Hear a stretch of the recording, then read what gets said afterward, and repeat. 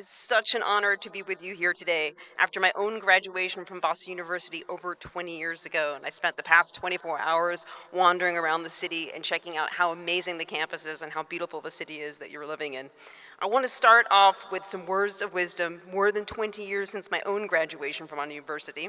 And I want to say that I think you have done what very few have, which is to earn an engineering degree, which in my opinion is a degree that uniquely trains people to think, to invent, to create, and directly impact the world around them, and ultimately to make the world a better place. And for that, you should be so proud. And I want to start with my favorite quote from A Tale of Two Cities by Charles Dickens. It was written as an allegory in turbulent times, political unrest, and focused on the social inequity in the French Revolutionary period. And I think it argues, or I would argue that it resonates with the present day. The prologue begins like this: "It was the best of times, it was the worst of times. It was the age of wisdom, it was the age of foolishness. It was the epoch of belief, it was the epoch of incredulity. It was the season of light, it was the season of darkness, but it was the spring of hope." And we're in the spring right now, and I am hopeful about the future. And although this quote was referring to societal dichotomy, it's a relevant message to the professional world that you're about to enter. Whether it's a climate in peril versus the alternative view, in life, as in engineering, you are asked and challenged to solve problems that span belief systems, oceans, continents, our solar system, and even the fabric of space-time. So you always have to think about the big picture. You always have to think about the fundamental physics, the interfaces, the people involved, and most importantly, the impact of your choices as an engineer on society and their impact on the planet.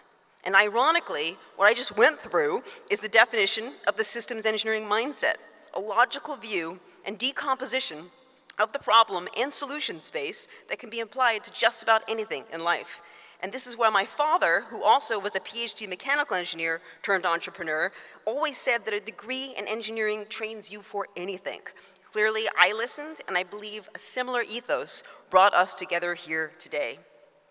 Now, taking a step back, I want to share 5 actionable and tangible messages with you today that I've learned during my career journey to date since BU. And I'll present each career example with an overlap, in some case, with science fiction, which is a literary genre which I love because it allows for us to look at history and future to shape our imaginations.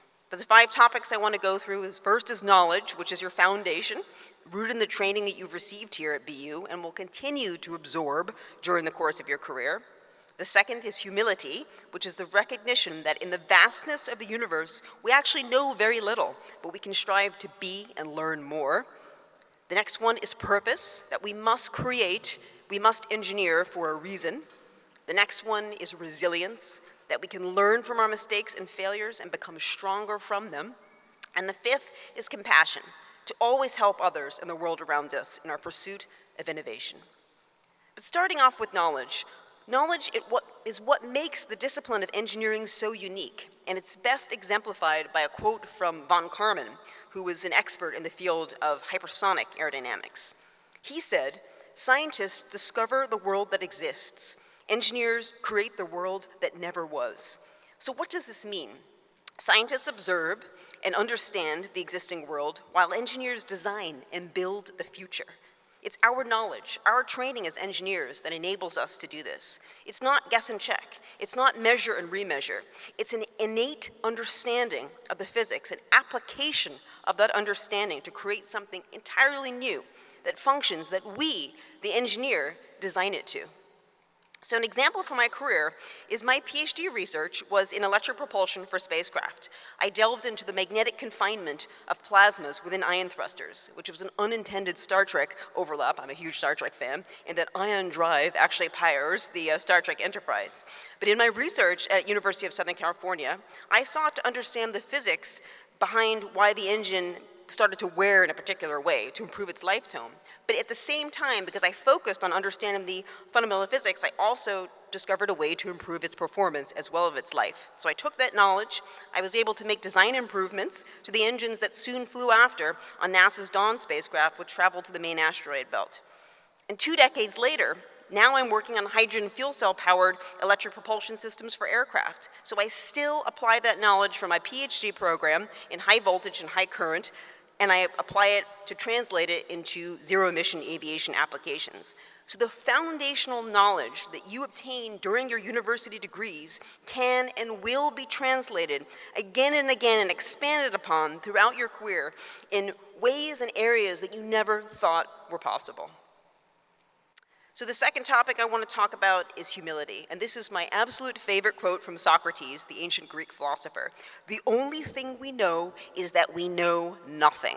That's a pretty heavy quote right there. And this is the definition of humility. And it comes from the desire and ability to be a lifelong learner, to keep digging deeper, to gain a better, bigger understanding of the natural world and of ourselves, to take on challenges that get you to question what you thought you knew as a fact was simply an assumption, and that you must always question, update, and further understand as you go through your career. When you finally realize, when you're working on a problem, that you don't really know anything, that's actually an epiphany, that you get to learn anew and transcend to new ways of thinking. Example for my career was after I finished my PhD, I was asked to lead the development of the largest supersonic parachute that had ever been flown for the next Mars rover mission at NASA's Jet Propulsion Laboratory. And at that point in my life, I hadn't actually touched a parachute, let alone flown one on another planet. But I wanted to work on the next Mars mission because it was an opportunity that could not be missed. And my management knew that I had this personality to take on tasks and learn from others. So off we went. I assembled a team. I had many experts to pull from, and I had a very experienced vendor who had built prior Mars mission parachutes before, all the smaller ones. So 6 months into the development, and our very first test of an engineering model parachute, the parachute exploded after it inflated, and it was hurtling, falling from the sky, made a crash landing on the ground. As it was falling from the sky, I realized this is a humbling experience.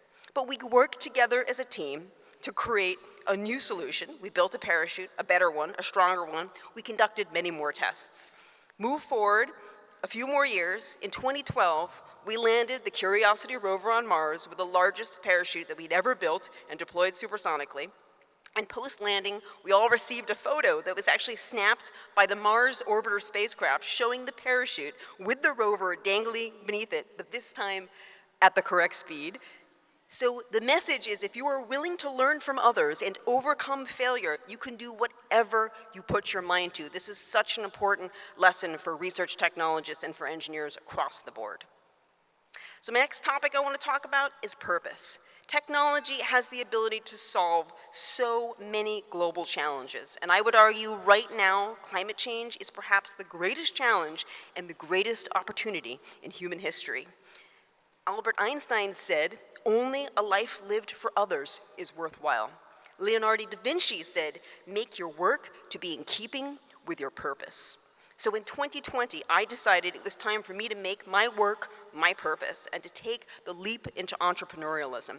I wanted to focus the second half of my career on climate change mitigation. So I started my company, Hydroplane, with a specific goal to decarbonize aviation, and armed with my research training as a commercial pilot, and desire to solve big global challenges, I knew that I could bring a sustainable solution to bear. So I wrote a small business research proposal, won an Air Force research contract to design a hydrogen fuel cell power plant for an aircraft and electric vertical takeoff and landing vehicles, and off we went. And I felt that repurposing military funding for climate change mitigation was also a win-win, because it gives us energy resiliency as a nation and ultimately a more sustainable solution to electrification as compared to batteries.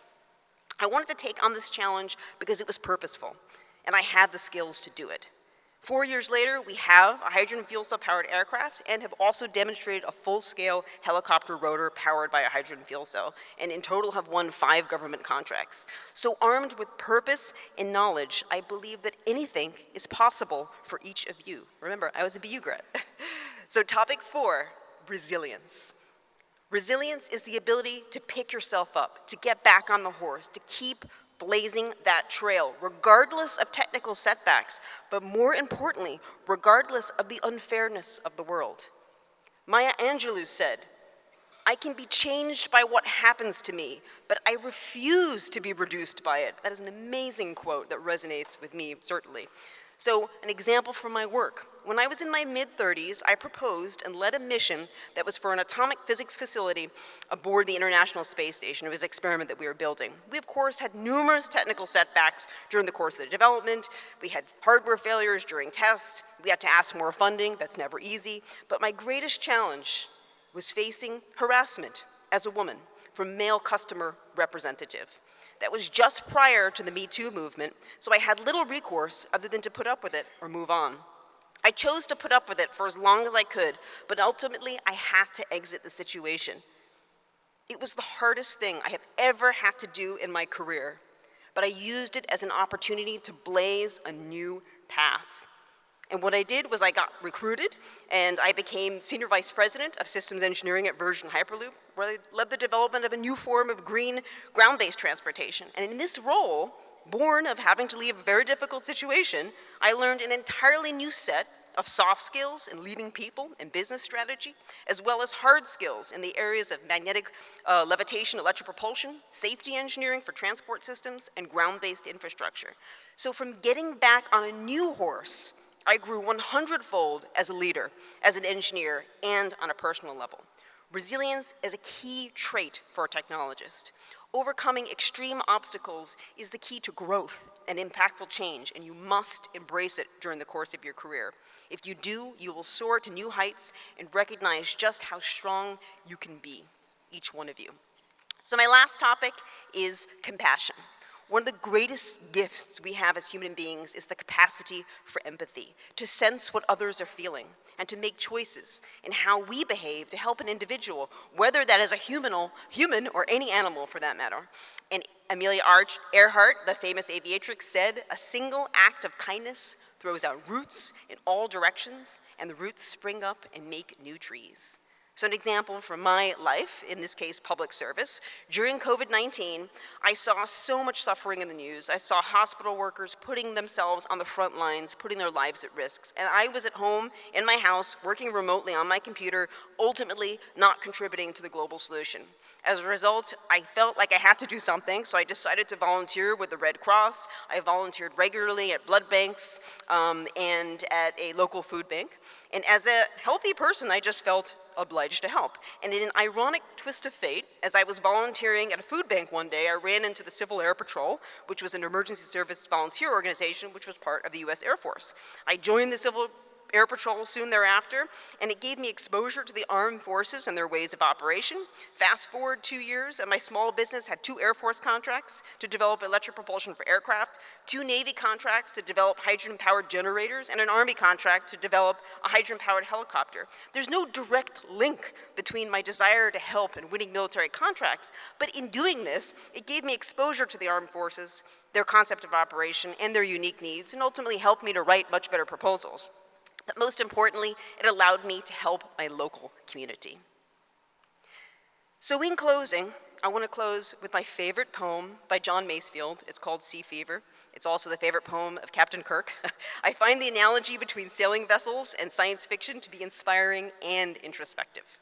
It goes like this: I must go down to the seas again, to the lonely sea and the sky, and all I ask is a tall ship and a star to steer her by. And the wheels kick, and the wind's song, and the whale's sails shaking, and a gray mist on the sea's face, and the gray dawn breaking. Congratulations, class of 2025. May your career journey be filled with adventure, the occasional course correction based on lessons learned, and ultimately guided by compassion and purpose for the world around us. Thank you.